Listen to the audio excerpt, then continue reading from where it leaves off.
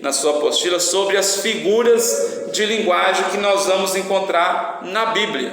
E isso faz muita diferença, irmãos, na hora de você pregar, você ter essa noção. Muitas coisas que você vai ler na Bíblia não é literal, tá? Ela é uma figura, né? E você precisa entender. Na sua apostila eu fiz questão de colocar referência bíblica para elas, para na sua casa você ver aí detalhadamente. Então, o que são figuras, né? São recursos da língua que a gente usa para explicar determinada coisa de uma forma diferente, né? De uma forma mais alegórica, né? Ou de uma forma mais alegre ou mais poética, mas na verdade são recursos da língua, tá? Então são chamados de figuras. Então nós colocamos aí, por exemplo, metáfora, símile, metonímia, sinédoque, hipérbole, ironia, prosopopeia, antropomorfismo, enigma, alegoria e parábolas, tá? Então nós colocamos aí porque você vai encontrar, geralmente as parábolas, na Bíblia vai estar até escrito lá parábolas, mas nas outras às vezes não, e elas existem lá, tá? Então, por exemplo, abre a sua Bíblia aí, Isaías 53, 2, só uma aqui para a gente analisar, e depois eu falo mais da parábola, que é o que você vai encontrar mais na sua Bíblia, e geralmente a gente gosta muito de pregar parábola no Novo Testamento. 53, 2. Pelo que lhe darei a parte de muitos, e com os poderosos repartirá ele o despojo. Portanto, derramou a sua alma na morte, e foi contado com os transgressores. Mas ele levou sobre si o pecado de muito, e pelos transgressores intercede. Amém? Então veja bem, né? Esse texto aí, então nós temos aqui, colocamos isso aí como sendo uma símile. O que é símile? Símile afirma que uma coisa é o que ela representa ou simboliza, sendo que apresenta um elemento comparador. Então, quando você olha para esse texto, ele vai falar de despojo, vai falar de várias questões, mas nada mais do que nada aí está falando sobre Jesus, né? Está falando sobre Jesus. Então está fazendo uma comparação, está representando. Então está mostrando aí o sacrifício de Cristo, né? Então isso lá no tempo do profeta Isaías. Olha aí para você ver que coisa interessante, né? E é já essa questão de despojo, você vai lembrar das guerras que tinha lá e repartia tudo, né? Então, mas na verdade isso é uma figura, tá? Isso é uma figura aí, como o nome disse aqui, símile, o nome dela. Amém, queridos? E assim como essa, tem várias outras na Bíblia, como nós citamos aqui: ironia, hipérbole, sinédoque, metonímia, né? Cada uma com as suas aí. A metáfora, por exemplo, é a figura em que afirma que alguma coisa é o que ela representa ou simboliza. Afirma que alguma coisa é o que ela representa ou simboliza, ou o que ela com que se compara. Então, por exemplo, na metáfora eu vou pegar e dizer que algo é, sendo que na verdade não é. Ele só está ali representado por aquela questão, né? Ou seja, é apenas uma figura. E aí a gente tem que tomar esse cuidado para a gente não sair pregando e afirmando como se fosse literalmente aquilo ali, sendo que na verdade às vezes é apenas uma representação. Às vezes é apenas uma figura e não é de verdade aquilo que está dizendo ali, né? Então, agora a parábola, que é mais comum aí na nossa Bíblia, né? Então vamos ver um pouquinho da parábola aqui.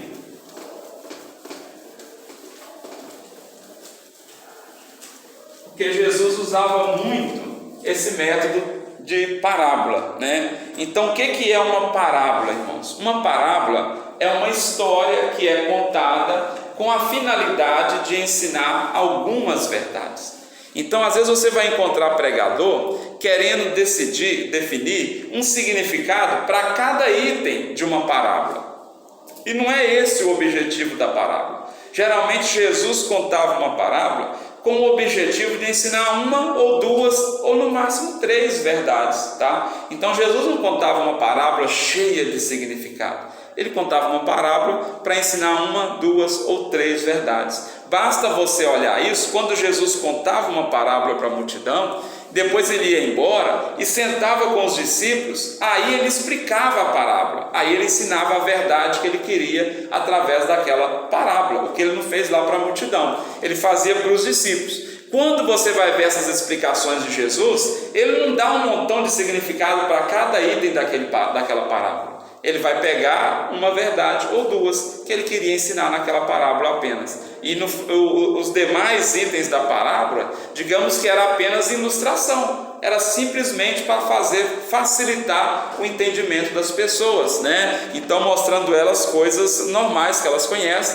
fica mais fácil para você ensinar para elas coisas que às vezes vai ser de um mundo abstrato, que elas não têm contato com ele. Então, por isso Jesus usava muito parábolas. Olha aí na sua Bíblia, João 3,14.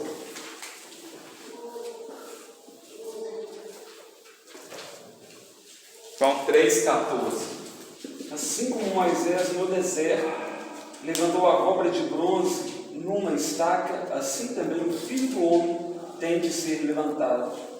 Então, veja bem, né? Quando o povo estava lá no deserto, eles eram picados pela serpente, né? Por escorpiões, por serpente. E qual era a maneira de ser curado? Eles tinham que ser pego lá o doente, colocava ele de frente uma estaca, uma cruz, onde nela estava pendurada uma serpente. Eles olhavam para aquela cobra e ficavam curados. Imagina agora eu querer dizer que Jesus é uma cobra, né? Não tem nada a ver, né? E você vai ver que às vezes o pregador vai pegar esse texto lá no Antigo Testamento, por exemplo, vai querer dar um significado para cada item daquele. Não. O que Jesus estava querendo dizer com isso aí? Simplesmente que aquele ato lá era o simbolismo do que ele fez, né? Ele foi pregado na cruz, deu a vida dele por nós, e através dele nós alcançamos uma vida nova, né? Nós somos curados, nós somos sarados através de Jesus. Então não é para pegar detalhes, não precisa de detalhes, é só uma verdade ali que Jesus queria ensinar quando ele usou essa referência lá de trás, essa parábola, né? Então, quando ele conta esse fato lá, essa história lá do passado, simplesmente para mostrar o quê? Não detalhes, mas para mostrar exatamente que assim também é Jesus, né? Se olhar para Jesus, vai resolver meus problemas. Eu tenho que firmar com Jesus, tenho que estar com meus olhos fixados em Jesus. Não é para comparar Jesus com cobra, ele não está querendo que faz isso, né? Pelo contrário, serpente é comparada muito mais com Satanás do que com Jesus, né? E Jesus quer simplesmente mostrar que é da mesma forma que acontecia lá, a pessoa ficava curada, se olhar para ele, também resolve seus problemas, você fica curado. Então era só uma verdade, né? E às vezes a gente quer colocar um montão de detalhes, explicar cada um daqueles itens. A gente pode fazer isso? Pode, mas vamos criar heresias no final da história, né? Vamos criar um montão de coisas, que vai chegar uma hora que vai ter uma determinada questão que eu não vou conseguir um representante para ela, né? Uma explicação para ela, aí eu vou ter que colocar uma que eu acho, e eu não posso pregar o que eu acho, eu tenho que pregar o que a Bíblia afirma, o que a Bíblia disse. Amém, queridos? Quantas horas são? 10. Eu vou parar daqui a pouquinho, porque eu tenho que apresentar uma criança lá em cima ainda, tá? Mas vamos mais um texto aí para a gente entender aqui melhor. Mateus 12:40.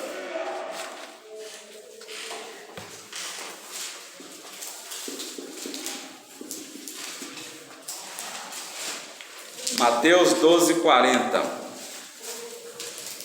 Pois, como Jonas esteve 3 dias e 3 noites no ventre da baleia, assim estará o Filho do Homem 3 dias e 3 noites no seio da terra.